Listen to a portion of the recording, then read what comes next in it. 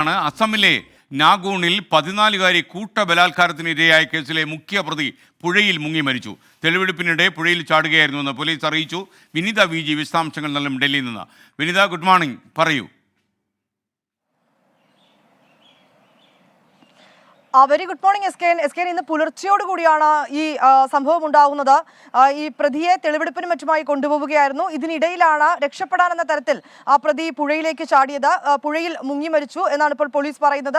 പ്രതിയുടെ മൃതദേഹവും പുഴയിൽ നിന്ന് കണ്ടെത്തിയിട്ടുണ്ട്. 14-കാരിയെ 3-അംഗ സംഘം ചേർന്ന് കഴിഞ്ഞ ദിവസമാണ് കൂട്ട ബലാത്സംഗത്തിന് ഇരയാക്കിയത്. ട്യൂഷൻ കഴിഞ്ഞ് മടങ്ങിയെത്തുന്ന വിദ്യാർത്ഥിനിയെ സമീപമുള്ള പുഴയുടെ കരയിലേക്ക് എത്തിച്ചായിരുന്നു പീഡിപ്പിച്ചത്. ഇതിനുശേഷം ഈ കേസുമായി ബന്ധപ്പെട്ട മുഖ്യപ്രതിയടക്കം 3 പേരെയും പോലീസ് അറസ്റ്റ് ചെയ്തിട്ടുണ്ടായിരുന്നു. ഈ പ്രതികളെ തെളിവെടുപ്പിനും മറ്റുമായി കൊണ്ടുപോകുന്നതിനിടയിലാണ് ഈ മുഖ്യപ്രതി പുഴയിലേക്ക് ചാടി രക്ഷപ്പെടാൻ ശ്രമിച്ചത്. ഇതിനിടയിലാണ് ഈ പുഴയിൽ മുങ്ങി മരിച്ചത്. ഈ സംഭവവുമായി ബന്ധപ്പെട്ട് ഈ പെൺകുട്ടിക്ക് നീതി ഉറപ്പാക്കുമെന്നും ഒപ്പം തന്നെ പ്രതികൾക്ക് കൃത്യമായുള്ള ശിക്ഷ നൽകുമെന്നും അതിനുവേണ്ടിയിട്ടുള്ള ഇടപെടലുകൾ നടത്തുമെന്നും ആസാം മുഖ്യമന്ത്രിയും വ്യക്തമാക്കിയിട്ടുണ്ടായിരുന്നു. S K. Okay, thank you Vineetha V.